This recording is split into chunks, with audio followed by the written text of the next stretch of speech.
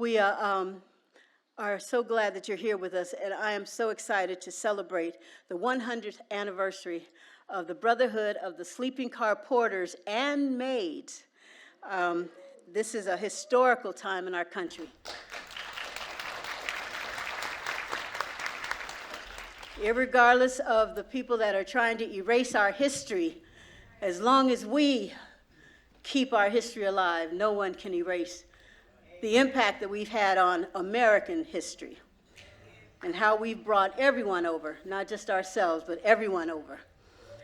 It's important in this year that the National Association of the Study of African American Life and History has deemed a year of African Americans in labor, that we acknowledge the first Black union that every labor union since has used as a template, that we acknowledge those that created the Black middle class, that were the architects of the civil rights, the civil rights movement, that recruited Martin Luther King, that bailed Rosa Parks out of jail, that orchestrated and planned the March on Washington, that we acknowledge them because people have forgotten. They don't even know the role that was played in lifting up Black people across this country. So our Author Study Club is privileged to join with the library, the Public Library Association, and our dear friends, the Black Hollywood Education and Resource Center, who's been on the forefront of making sure the stories are told that represent us, to bring this to you today. And so we're so glad that you all have chosen to be a part of this. And to round this circle out, we've chosen to honor Robert Townsend, who is known as the godfather of independent films. But he also has created so many jobs across this industry. And he's also known as a philanthropist because he's brought people along the way and he's mentored people along the way. And we don't know what his impact, his economic impact has been, but you could just imagine probably the number of jobs that he's created and how that has reverberated. And so we're pleased to be able to honor him and also to be able to show this film, 10,000 Black Men Named George. So we're going to be, thank you. So we're going to be showing this film, but we are not going to start this day without lifting up our national anthem, one that speaks to our resilience and reverberation. So we have the words inside your program, and I know that you guys have plenty of energy after having those wonderful desserts from Gwen's Cakes and Catering. So I'm going to ask if you'll stand and sing all 3 verses with me, with gusto. Here we go. Lift every voice and sing till earth and heaven ring, ring with the harmonies of liberty. Let our rejoicing rise high as the listening skies. Let it resound loud as the rolling sea. Sing a song full of the faith that the dark past has taught us. Sing a song full of the hope that the present has brought us. Facing the rising sun of a new day begun, let us march on till victory is won. Stony the road we trod, bitter the chastening rod, felt in the days when hope unborn had died, yet with a steady beat had not come to the place for which our fathers sighed, and we have come over a way that with tears have been watered, and we have come treading our path through the blood of the slaughtered, out from the gloomy path, till now we stand at last where the bright gleam of our bright star is cast. God of our weary years, God of our silent tears, thou who hast brought us thus far on the way, thou who hast by thy might led us into thy light, keep us forever in thy path, we pray, lest our feet stray from the places, our God, where we met thee, and lest our hearts, drunk with the wine of the world, we forget thee, shadowed beneath thy hand, may we forever stand true to our God, true to our native land. Give yourself a round of applause. The film, which was directed by Robert Townsend, and it stars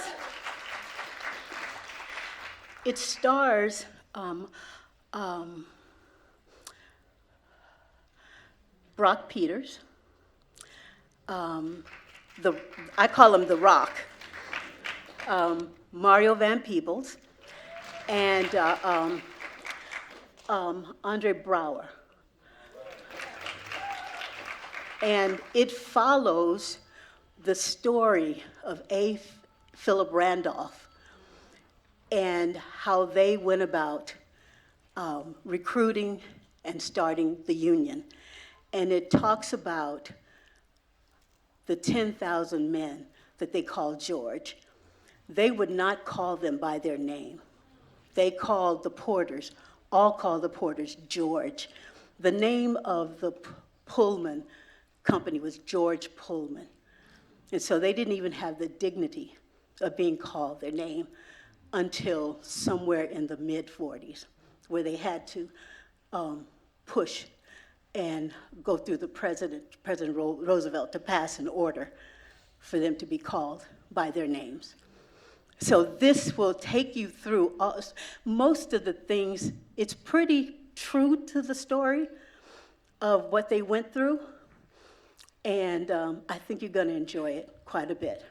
So here's the story of 10,000 black men named George. Take a few questions at the end. William, it's all yours. Thanks so much, Laura. One of the things that you have to allow Robert and I is just that second to get a hug in. We met when we were like 8 years old. Yes. And we were really privileged to work on a historic film in its own right, A Soldier Story. And the beautiful thing about Robert is I've had a chance to watch his career and how it blossomed. And I'm not surprised at all that he became a director. And in particular, the types of film that he chose to direct. It truly is from his heart and from his spirit. And he may not remember our many conversations in Fort Smith, Arkansas. Yes, 10 weeks we were in Fort Smith. Right, yes. right. But we had conversations where I just realized this brother asked so many questions. He's going somewhere, but he's going with a purpose, and he has led that purpose-driven life. And we're here to talk a little bit about that today. And we're honored to have you here, Dr. Winder, because you cover this work, both academically, but also this is to your passion. One of the things that Robert is really known for is taking on daring projects that speak to him. And they all have had poignant messages in them. They all are about Black life. They all really celebrate these stories that in some cases we don't know about. And he did it in the independent filmmaking realm, which is really, really difficult.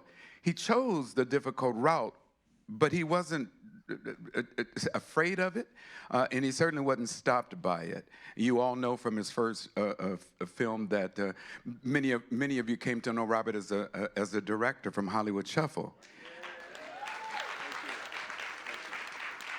And how he took credit cards, got the money. He just said, I'm going to do this film, and he's been doing those films ever since.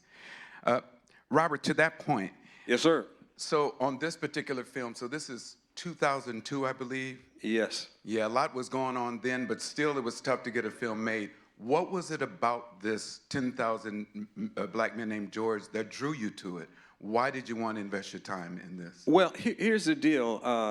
The gentleman who ran Showtime, who produced the film, Jerry Offsay, I had done another film with Ving Rhames and Alfre Woodard called Holiday Heart. Yeah, yep. And so I had directed Holiday Heart, and so Jerry said, I got this script about the Pullman Porter strike, and I didn't really know a lot about them. I had heard a few things, and then when I read the script, it was like these brothers were going up against, if you put in context what the Pullman company was, it was like these brothers were going up against Google. And so that's just, so if you say like, you mean it was that big? Yeah, it was monumental. So for me, once I got the script, I loved the script, and I said, and I love stories like this, you know, because you've got the betrayal that's going on, you've got these men coming together, you've got a mission that seems like impossible, and these guys worked together and they made a difference. So once I read the script, I was in. And you assemble an incredible cast here. I mean, you got Andre, it's Charlie Dutton. No, the cast. You know, it's so funny because Charles Dutton, you know, he was so amazing in the film. Yeah. All of them were, and Brock Peters, because I knew Brock from, you know, Carmen, you know, Carmen Jones. I mean, he goes way, way back, and he was, you know, and so as we were doing the film. I was sitting in the seat, and thank you guys for being here. Let me just say, first off, thank you so much, because you guys made it interactive. Like, oh, no, he didn't. Oh, hell no. I was like, Did they do it? They were, you know, and then it was just like, yeah, look at him. Leave him, girl. Leave him. Leave Leon. And I was just, you know, because here's the thing. The film was on television. Right. So I never heard it, you know, like with an audience, and to hear the response, because when I'm in the editing room, you know, I'm doing the same thing, like, oh yeah, ooh, yeah, beat him, you know, and so to hear it from here, oh man, it was beautiful today. You're just listening, just beautiful. When there are so many different stories that you can draw from as a director, Robert, and probably have been offered to you, yes, that may have been considered, oh, this could be a commercial success, and we want to see if Robert might be interested. And I'm sure you've turned down some of those. Why is this commitment of yours to tell these types of stories, rather than just to get onto something that might make a lot of money? You know. So let me say this: we're all wired differently, and so when I became a filmmaker with Hollywood Shuffle, it was, you know, I grew up in the hood in Chicago, you know, ghetto, like real rough. You clapping for the ghetto? The rough part. The rough part. No. But anyway, no. But what it is that I learned a lot of life lessons watching television, but when I saw images of myself. It didn't reflect who I was. It wasn't until I saw movies like Cooley High, Claudine, that I saw like me, and I was like, ooh, I want to do that. And so when I think about where we are and the power of images, like my mentor was Sidney Poitier. And when I first got to Hollywood, and when Hollywood Shuffle blew up, and you can, when you become famous, you can call anybody. And I had my agent, I said, I want to talk to Sidney Poitier. And I remember he agreed, and he was like, oh, he'll meet with you. And I was like, he is? And so we met at the Polo Lounge in Beverly Hills, and when he showed up, he was this tall, majestic black man. And, and I was like 20, I was 30. I just turned 30, and I was like, because I didn't know what to ask him. I was like, he goes like, yeah, I'd like to meet him. And he was there, and I was like, can I drink my water? And the first thing I asked him, because I was nervous, but it was like I just needed to know, and I said, how did you get to have dignity in the 50s when nobody of black people were shuffling? And then he was like, the power to say no. I didn't accept every role that came along. Yeah. I've chosen my roles very carefully. And he just broke it down, and I was like, the power to say no. He says, I've made sacrifices that my children will attest to. Yeah. I haven't made that many films. And when you really think about it, he hasn't. There weren't that, To Serve with Love, In the Heat of the Night. Yeah. And then he talked about when he went through, because he had to represent all of Black Hollywood. Yeah. And he was like, Rob, I had a moment, and he was like, there were people that said I wasn't doing enough, and he was on the front lines for the civil rights movement, and then he was having a crisis. And there's a term that I use, it's called Dead Man Day. And basically, there are certain times where I have to realign my whole body and my whole spirit. And I will lay in bed and not turn TV on, phone, or anything, and just kind of do this. And so when I was talking to him, one day he said, I have those days too. And then he was like, I have days where I have to shut everything down. And then he said, he had I call it the Dead Man Day, but I forgot the term he used. And he says, I laid in the bed, and that's when it came to me to do all those movies, Uptown Saturday Night, Let's Do It Again. And that's when he shifted his career. So for me, the reason I do what I do is that I'm in everybody's house, my movies, my television shows. And, there's only certain movies that you want to watch again and again. So when a movie comes out that I do, or television show, anything that like recently working with Damon Wayans on Papa's House, each of the episodes I tried to make something really special. So for me, I just know that, as people of color, we need as much positive stuff to feed the children. You know what I'm saying? Because there was a time that television was a babysitter. Yeah. And I learned my life lessons by watching the Andy Griffith Show and watching Petticoat Junction or whatever. You know what I'm saying? As a kid. And now you don't want the kids to watch TV because it's too much negative stuff. Right. So anyway, thank you. Yeah. Oh, wow. And thank you for sticking to your guns and saying no sometimes. Dr. Winder, question. Obviously, there are so many powerful elements in this film to see Black men empowered in that way. But it's an interesting question. Why is it absent? This powerful moment in history about what happened, and its impact on the labor movement, its impact on current movement. Why has it been largely overlooked in mainstream education? It's a great question. Do I have a good answer? I think reflecting on this, hearing you say the power to say no really took me to the movie, right, into that moment where A. Philip Randolph gets the check and is told, here's $10,000, and step away and we'll honor them. That it's a powerful moment to say no. And I mean, $10,000 then is like $200,000 today. Yeah. Even more. Or more, yeah. right? And so you're talking about a big no that he could have, ran away with. I think we are seeing concerted efforts to draw back on education, right? To undereducate and intentionally miseducate the populace. We don't need to look very far for that. I think of one of my colleagues, a scholar at Emory University who was formerly at UCLA, Karita Brown's new book, Battle for the Black Mind. And in it, thinking about how do we leverage the things that our ancestors did, that folks did before us, to create the education that we need, because we're not getting it from our institutions or the social places that we get it. I think there's a concerted effort when you can stop people from learning about themselves, then a lost people will follow anything. And so movies like this will, I think, are the types of films that we need. This wasn't a film that was shown when I was growing up, right? And it's not something we talk about when we think about, I think about at the end of the film, the writing about how he went on to organize the March on Washington, right? For jobs and freedom, which I think is important. And I was listening to his remarks prior to coming down and preparing for this, and thinking about if he gave the same speech today, it would be relevant.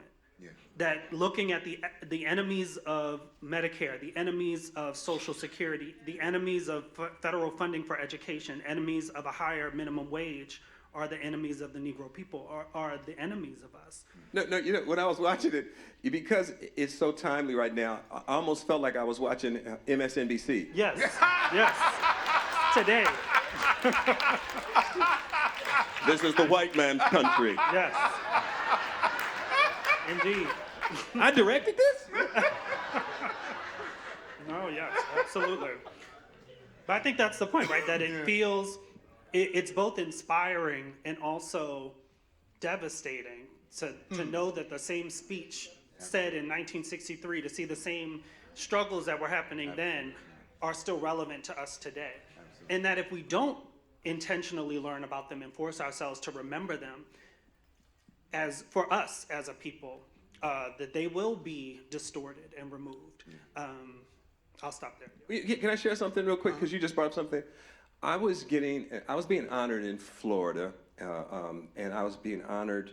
I was like the young honor, and then John Lewis was being honored. Oh. And so we were all at this table, and so I'm sitting there, and what's the guy? Jonathan Rogers from Ariel, he's a business guy, brilliant guy. And so I'm sitting next to John Lewis, and I go, man, thank you for everything you've done, and well, your sacrifice and everything. And then he kind of looked, and he's older, and he goes, the pendulum has just swung back. I must continue to fight now. I must continue to fight. And I was like, oh my God. He knew what was where we are right now. Because it breaks my heart when I see what's it breaks my heart when I see what's going on, because it's like, they can just grab somebody off the corner with a mask on their face, no due process, and they're gone. Yeah. And so when I look at that, I'm like, and then I look at this, it's like we need these messages to this day, because my comedy brain started working, because I started going like, they gonna do that to black people? And then it's like, it could happen. It could be on the news, and it's like, Congress has voted today to send all black people back to Africa. They've got 3 ships here, 3 cruise ships here. The top deck is for light skin, the medium deck is for, and the bottom deck is for dark skinned people. They're lining up. A lot of celebrities, no, man, I'm on TV, man. What the hell, man? You don't understand how much money I pay. What do you say? I'm in Beverly Hills. You don't understand. As you can see, Kevin Hart was taken off, and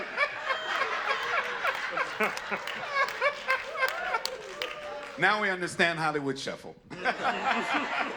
no, but I think about. I was like, is right. it going to spill over that? Yeah. Because and you know what I'm saying? Because I look at it and I go like, wait a minute. Yeah. If it's a light-skinned brother and they go, he's Mexican or he's, But and we laugh about it, and thank God that Robert can bring the humor into it, but we don't know. We wouldn't have imagined what we see now a year ago, and yet we're seeing it. What's going to happen next year that we're not imagining or believing is possible? Yes. Or I would say, or maybe we do know. I think one of the things that we why it's important for us to return to films like this, to think about things before, is that we do know that any struggle, for anyone who is struggling for freedom, is our struggle, because we are always at the forefront of this. I think that this show, really tells us that we have a role to play, that if we are not, our struggle, as A. Philip Randolph says, our struggle is, as Black Americans is not any different, or the Negro problem isn't any different for our white brothers, right? And he says that in his speech in 1963, that they understand that if we're not free, they're not free. And we have to get to that understanding as well.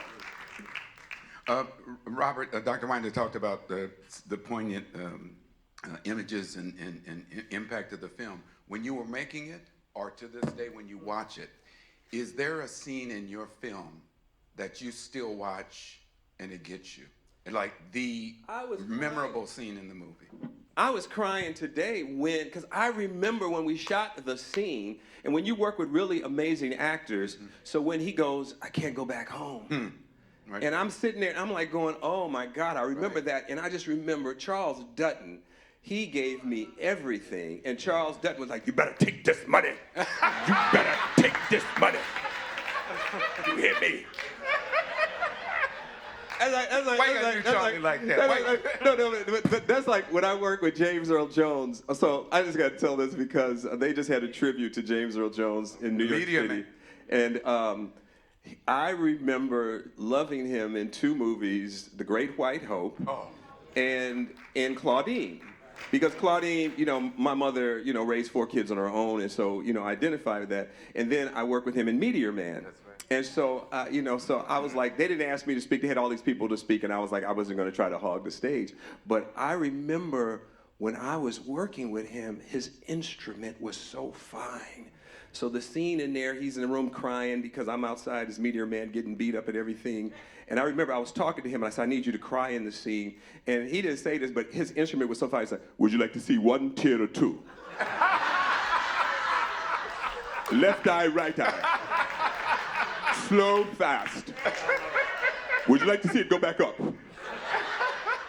He cried so hard, I thought I owed him money or something, because he was like really, I mean, you talk about an actor. And then Claudine, when the daddy got to be the breadwinner, but anyway, just wonderful, wonderful craftsmen, artists, and it's like, so working with these gentlemen. So when I was sitting there today, I was getting real emotional, and I was like, because like when... At that scene, and then the scene when he, because the audience was like, when he was like going, I had to, when Leon, he was like, Leon, you did it, Leon?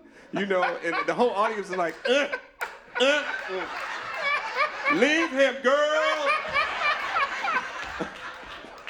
But I was getting them, because I hadn't seen it in a long time. Right. And it got to me because wonderful actors, but then I guess where we are right now. Because, sometimes people say, Robert, is it horrible? Is it bad? How do you feel? Da-da-da-da. And I talk to my kids, and I always look at the positive. So no matter what's happening in D.C., president, whatever, now these new voices are emerging. Yeah. People that were sitting on the sidelines are coming. People are standing up. People are organizing. People go like, yeah, let's do something. Yeah. Where before, they were sitting on the sidelines. So a lot of good is coming out of this. We will get through this, but there's always good. Absolutely. And as you were mentioning those names, Robert has really not only created these films, but if you take a look at the cast, he is probably single-handedly one of the people who has provided work for actors in front of the camera, for crews, which is another byproduct of this, and that's commitment as well. And you think about these great actors who say yes to Robert, both for the project, but also they know his commitment. Since this film is so landmark, I'd like to ask both of you, what would you hope that this generation would look at that, even though that it happened in the 30s, and glean from that something that can embolden them, give them strength, a reason to believe, as they engage in. You're really good at this. Give him a round of applause, You please. like Come that? on. You like that? Come on, man. Come on.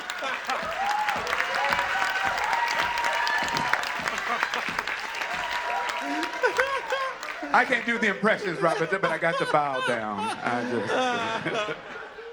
What would you hope that this young generation, because they're looking for something, and we don't have the leaders today like we did with Dr. King and Malcolm and others, Medgar Evers, in the absence of that, and they see a film like this, what would you hope that they could take away from that film that they could use today, given the struggle that they find themselves in? Well, you can't lose faith. You know, God is always in charge.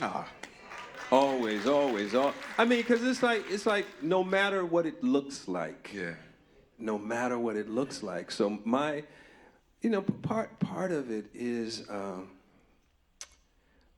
for the generation watching this film now to say this happened back then. Yeah. The pendulum has swung back. What are you going to do? How can you exercise your rights? How can you help somebody else? Because if they're after our Latin brothers and sisters, eventually they're going to figure out a way to say, you. And then if we do nothing and say nothing, eventually it will come this direction.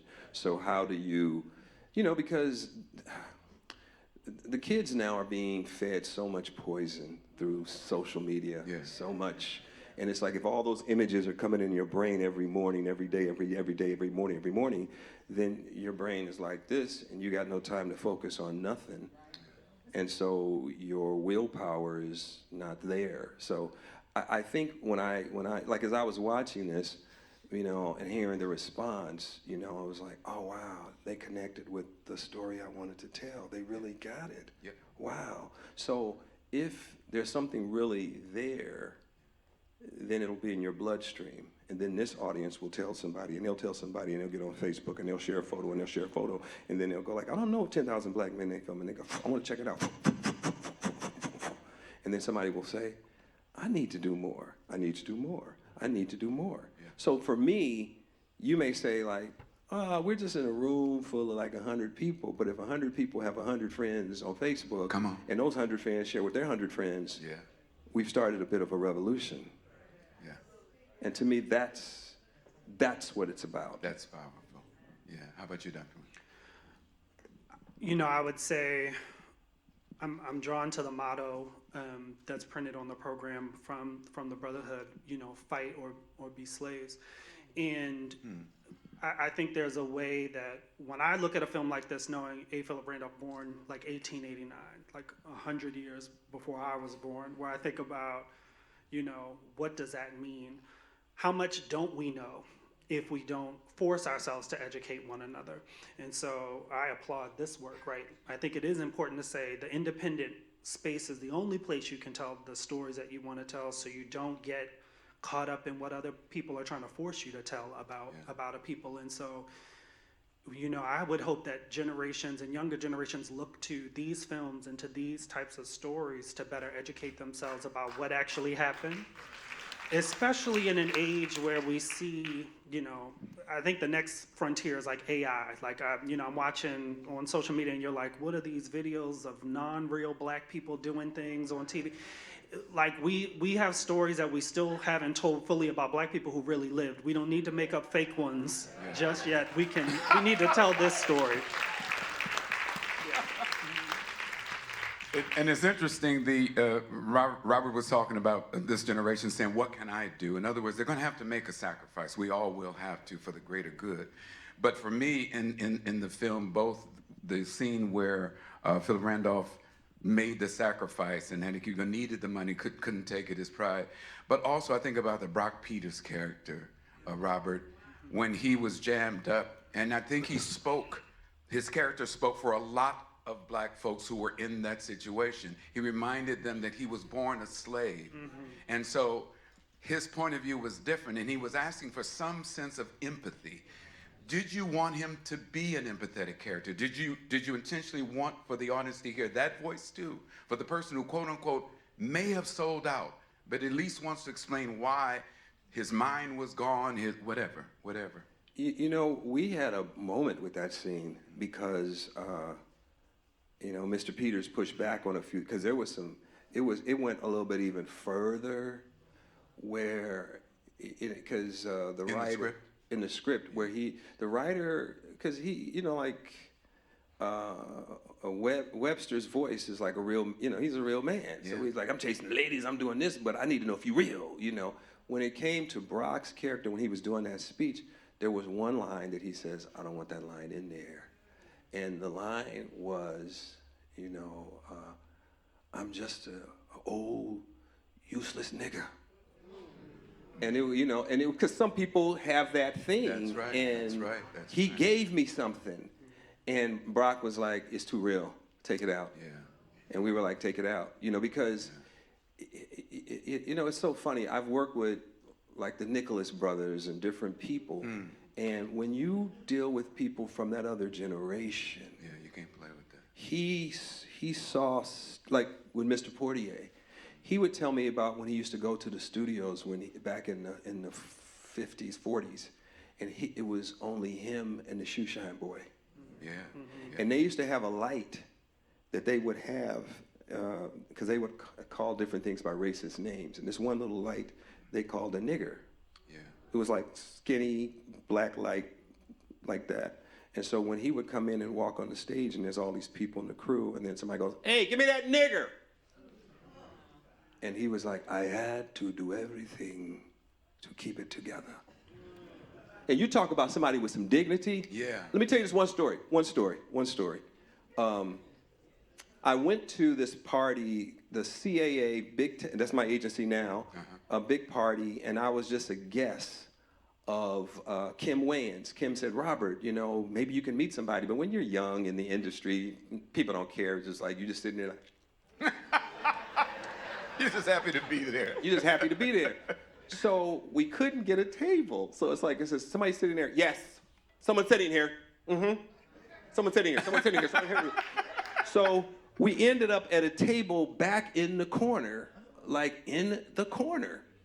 So we're like, literally. No, come on, man. Come on. Was it that bad? Was it that bad? And so here's where the story takes a turn. So this old white man comes in, and he sits at the table with us. And so we're sitting there off the scene. The whole party's over there, and we're in the corner. So this kid says, you mind if I sit here? And I said, sure, sit down. And he says, what do you do? I said, well, I'm going to be an actor one day, and I'm just doing so-and-so and so-and-so. And he goes, I started with this young actor, and he's been my client for years. You know who Sidney Poitier is? Oh, man.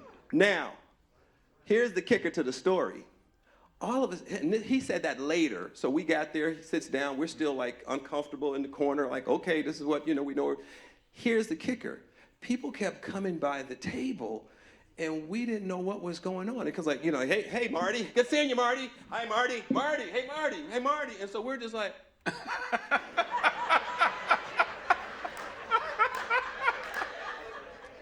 So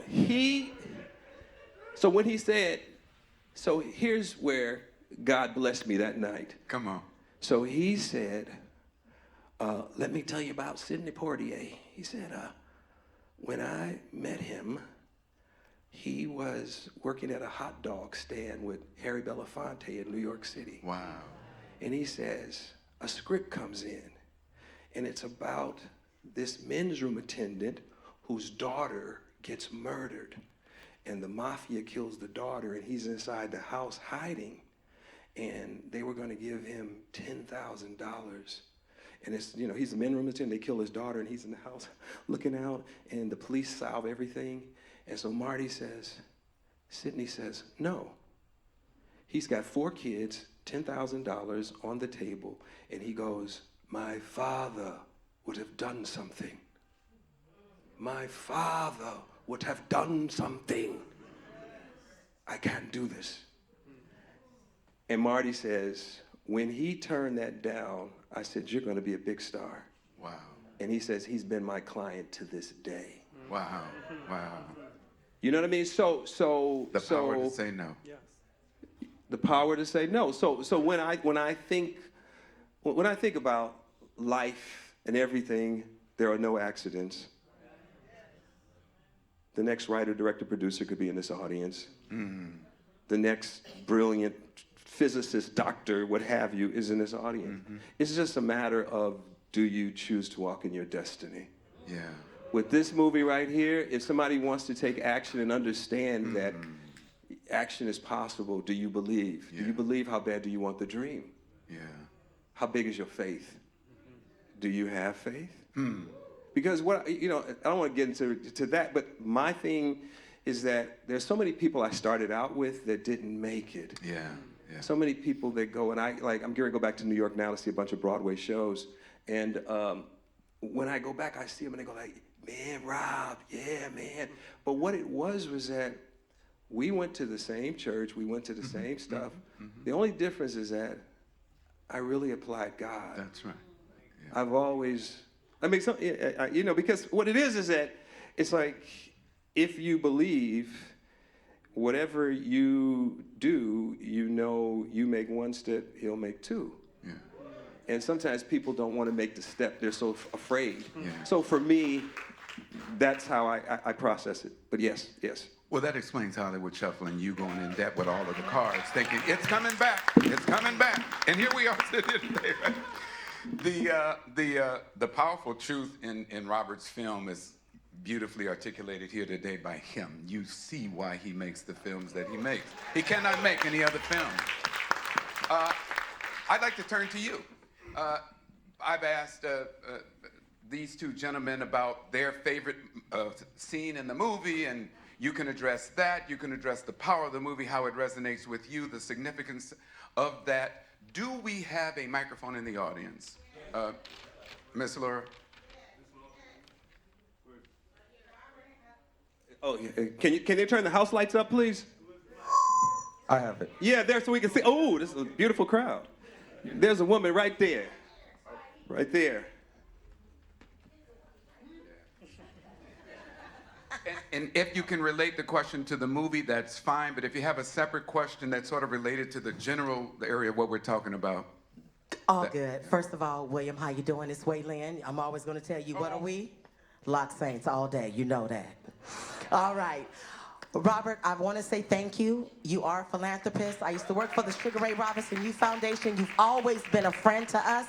You sent my kids to see Meteor Man, and I want to say thank you. Thank you. But watching this movie, I cried a lot because my mom was best friends with Miss Ernestine Jackson. Wow. Ah, what a wonderful actress. Wonderful, What a wonderful woman.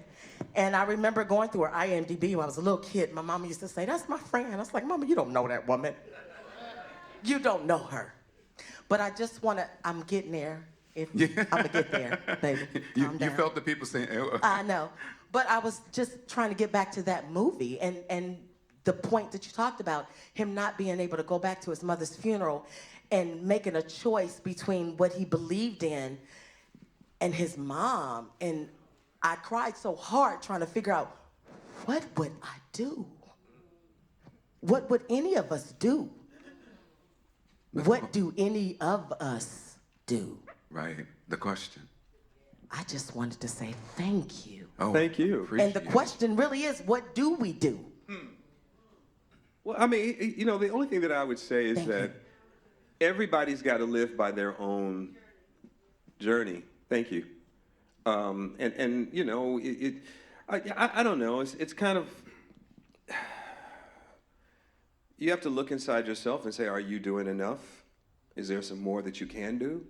Can you, so for me, I'm always searching my soul to see, is there something more?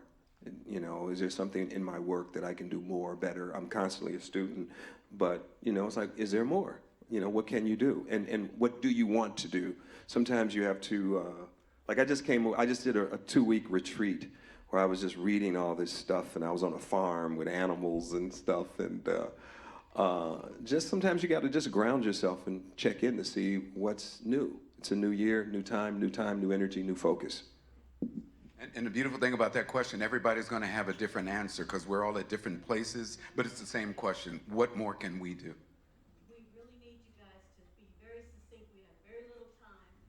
please be direct with your questions, and they need to be about this program. So, Mr. Fixico, please, that's not the time for the poem.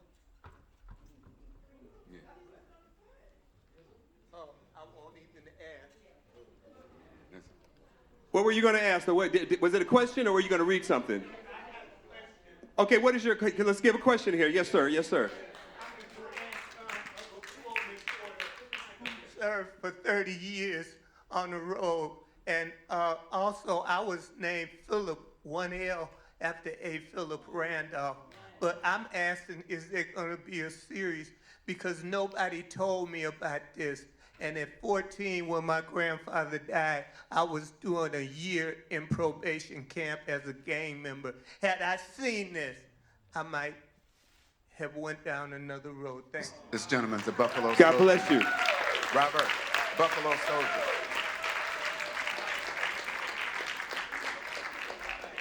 Wow, talk about the impact. Had he seen that, maybe it would have changed the course.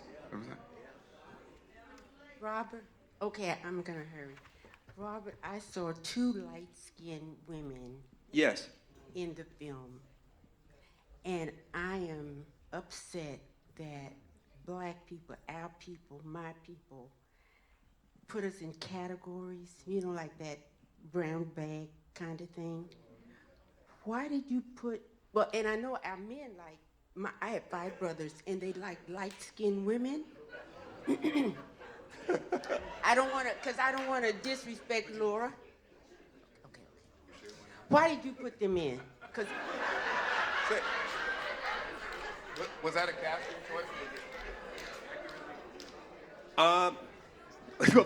Well, thank you for that. So, historically, that's what the women looked like. Exactly. Now, we could have taken a page differently, but historically, that's what they look like. So we were trying to cast everybody like they looked in real life. So that's what it was.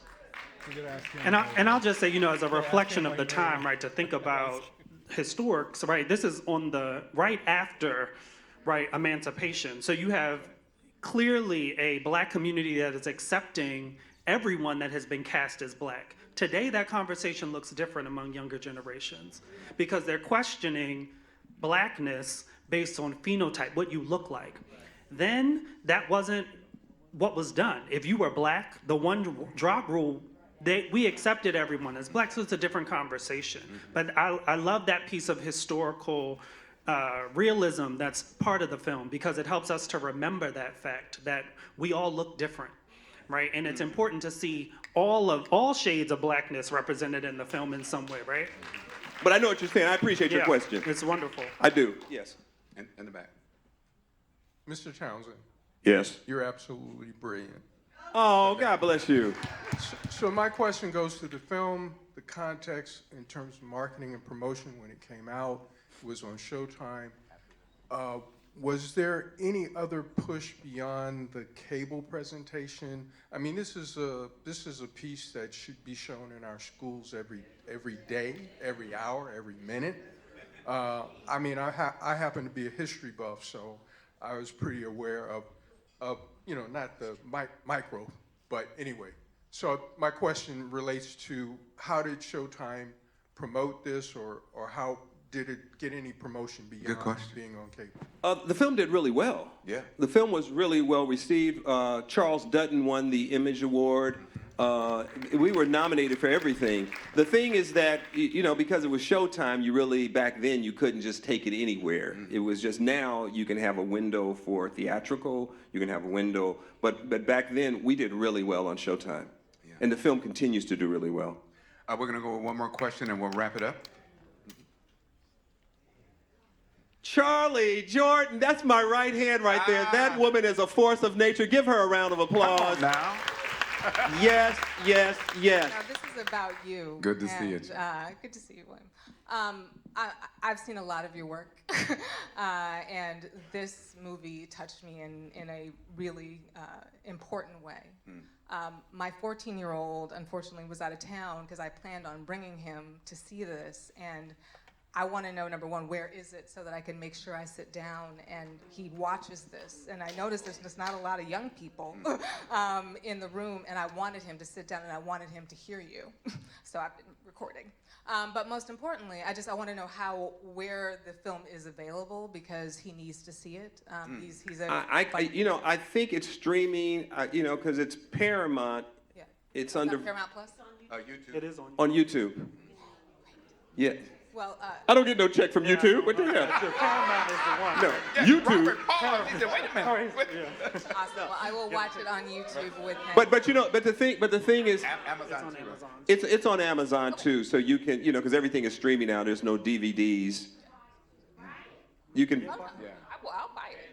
But Yeah.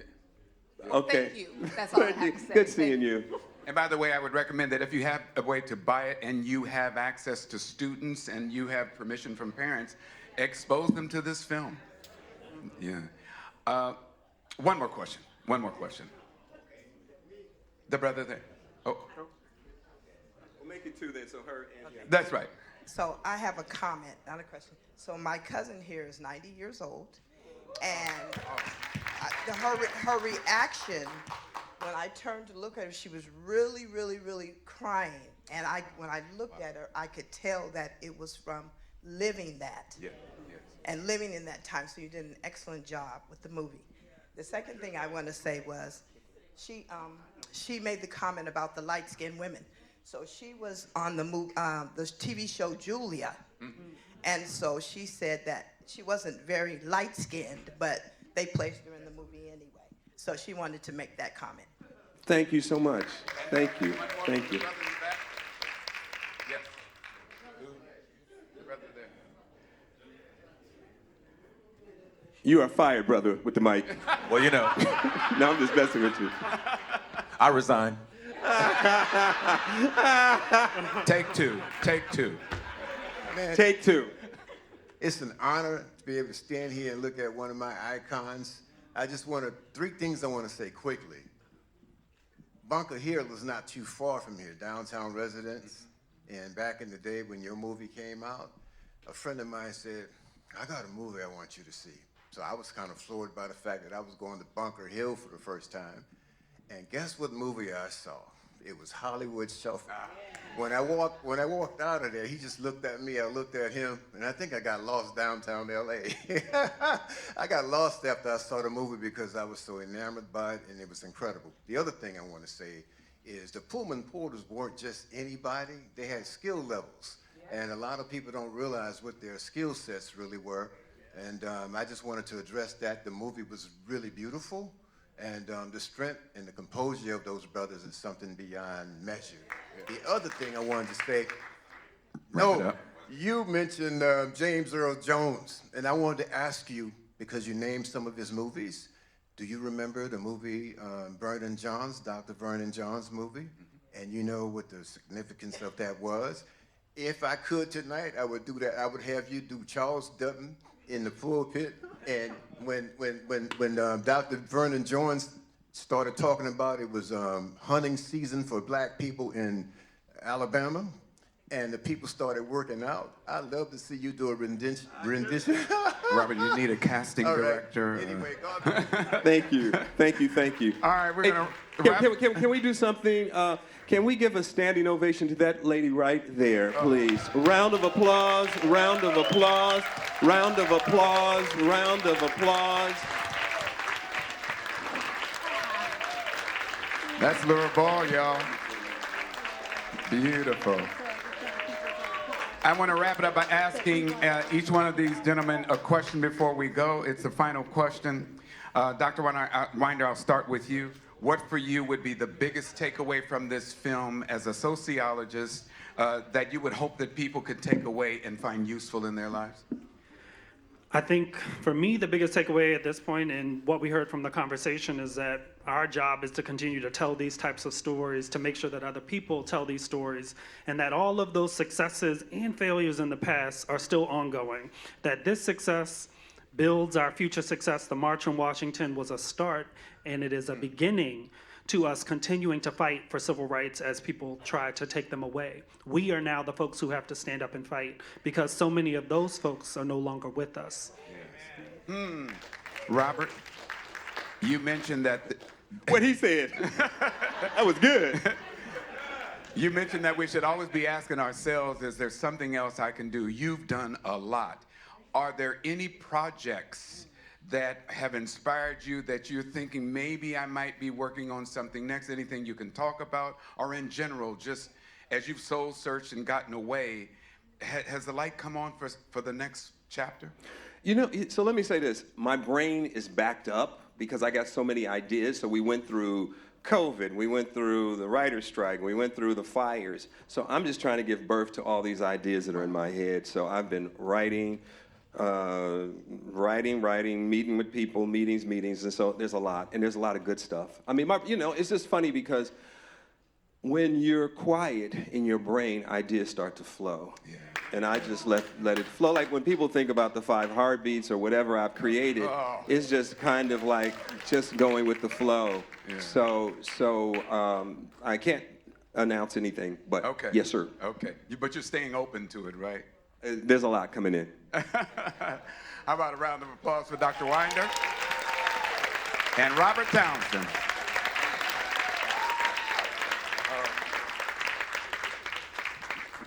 I'm going to turn it over to Laura at this point. Thank you so much. ladies and If gentlemen. you guys can just stay on the stage for us, okay? So now we get to say thank you to Robert and make some presentations to him. Can I ask the Arthur Study Club committee to please come and take your seats in these chairs here? Miriam, Gretchen, Vanessa, you guys know who the planning committee was. Please come so you'll be ready.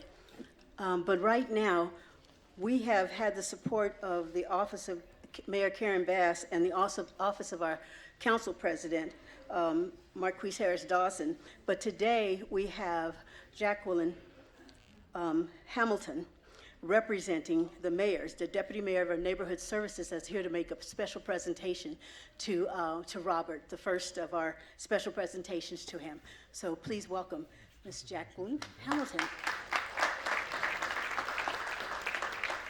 Thank you very much. I am so excited to be here. I first became aware of A. Philip Randolph when I was working in Washington, D.C., because there's a bust of him in Union Station.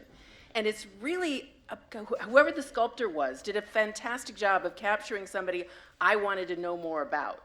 And so I learned a bit more about him, and I've always been a little interested, and somehow I missed this movie. So I would really like to thank our Author Study Club for this screening, because I would still have not had the pleasure of seeing this level of storytelling about this remarkable man's life. So thank you to you both. And on behalf of Mayor Karen Bass, I'd like to say thank you for the work of our Author Study Club, which continues to lift up Black stories and making sure that authors and creatives in the African American community get the attention they deserve. And so I would like to present a certificate to Mr. Townsend